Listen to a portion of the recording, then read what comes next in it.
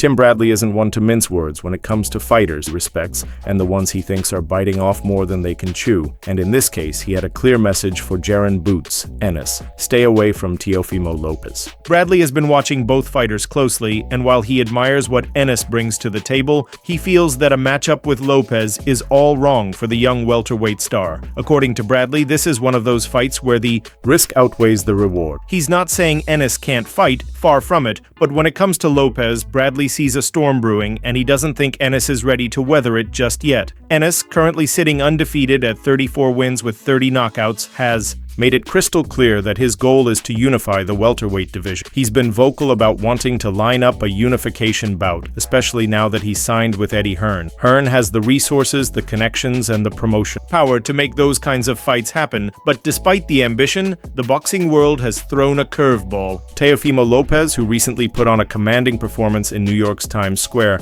has his sights set on Ennis. He wants the smoke, and he wants it now. The energy coming from Lopez isn't subtle. He's not just testing the waters. At welterweight, he's diving in headfirst, and Ennis is the name on his lips. Bradley, however, isn't buying into the hype as easily as some fans are. He knows Lopez isn't perfect. He even called out Lopez's controversial comments in the past, but he's urging people to look beyond the noise. According to Bradley, when it comes to boxing, Lopez is the real deal. He might not have the highest punch volume, and he might not always look like the most aggressive guy in the ring, but Bradley sees something deeper. It's Lopez's timing, his athleticism, his ability to find the smallest of openings and make them count. Those are the kinds of traits that make him dangerous, especially to someone like Ennis, who thrives off rhythm and overwhelming his opponents. Still, it's worth pointing out that Teofimo Lopez isn't invincible. We've seen him falter. His loss to George Kambosos Jr. was a brutal reality. His fights against Jermaine Ortiz, Sandor Martin, and Masayoshi Nakatani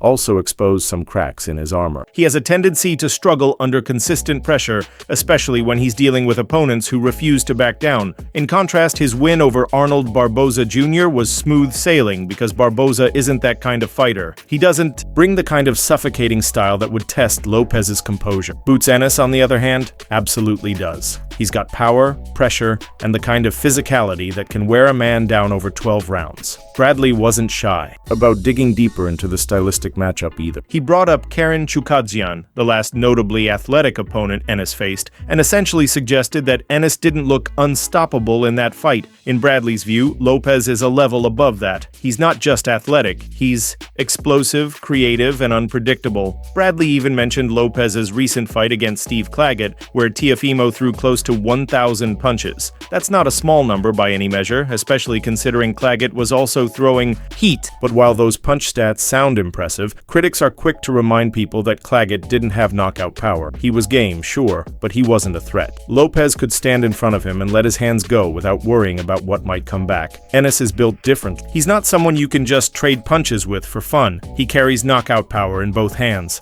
If Lopez stands in front of him the way he did with Claggett, he's going to get hit, and hit hard. That's what makes this potential fight so fascinating, but also so dangerous. Bradley is well aware of that dynamic, and that's why he's waving the red flag. He sees what Ennis has been doing, his slick movement, his precision, his ability to adapt, and he respects it. But at the same time, he's seen the moments where Ennis zones out, where he loses focus for just a split second, and those moments, against someone like Teofimo, can be fatal. Bradley firmly believes that if Ennis has even one of those mental lapses in the ring with Lopez, he could pay the price. The numbers don't lie either. Bradley pointed out that Ennis tends to throw somewhere between 500 and 700 punches in his fights, which is solid for a welterweight, but Lopez showed against Claggett that he can match or even exceed that output when the matchup allows for it. Bradley's argument is that Lopez isn't just slick and quick. He's got cardio, endurance, and the kind of lung capacity that lets him keep throwing into the later rounds. That's an advantage that often gets overlooked, but it could play a huge role in a fight where pace and pressure are constantly in flux. Still, there's a strong counterpoint to all of it. Lopez only gets off that many punches when he's not worried about the return fire. Against Ennis, he won't have that luxury. He'll have to think twice before stepping in and letting his hands go. Then there's the promotional side of the story. Bradley put a lot of weight on Eddie Hearn's role in this decision, but the reality is more complicated. Hearn might be Ennis's promoter now, but he's not the one pulling the string. Turki Alalshik has emerged as one of the most powerful figures in boxing, and if he decides a fight is going to happen, there's there's a very good chance it will. Turkey has already hinted that discussions are underway, and it sounds like the ball is in Ennis's court now. If Ennis gives the green light, Lopez will be waiting. It's not just a matter of Hearn trying to protect his fighter or stretch out his development, it's about Ennis making a career-defining decision. Some insiders believe that if this fight happens now, it's coming too soon. They argue that Ennis still has work to do in the welterweight division, unification bouts, title defenses,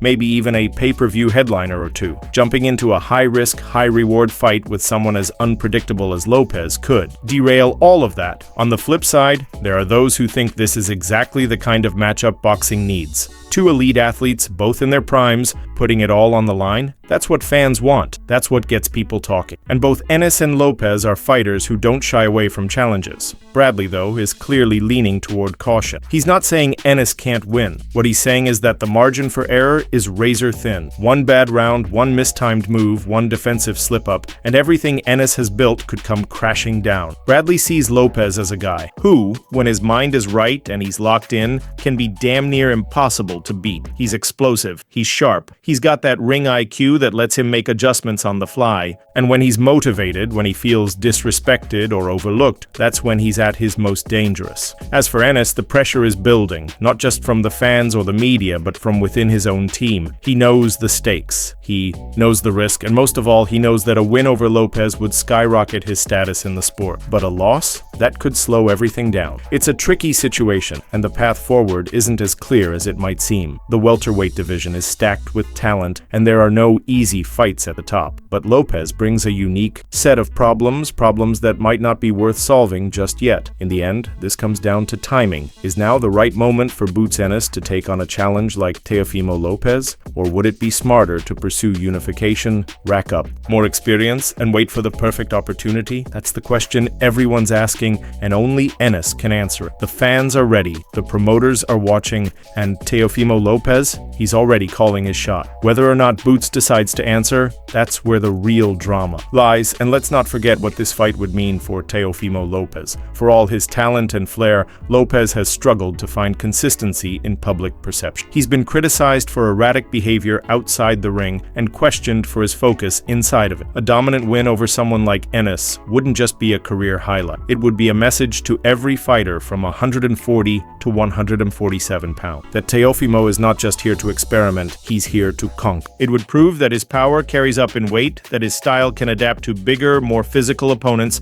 and most importantly, that his confidence isn't just showmanship, it's rooted in real, dangerous ability. For a fighter like Lopez, who thrives off proving doubters wrong, taking out Ennis could be the ultimate redemption arc, but therein lies the danger for both men. This wouldn't be a technical chess match. It would be a psychological war as much as a physical. The moment the first bell rings, it won't just be about strategy or game plan. It'll be about who can handle the pressure, who can control the moment, who refuses to blink when the lights are brightened. One wrong step from either fighter and everything they've built could unravel in seconds. And while fans salivate at the thought of that kind of high-stakes chaos, fighters have to live with the consequences. Jaron Ennis and Teofimo Lopez are both standing at the edge of something massive. Whether they leap now or wait for a safer path will define the next chapter of their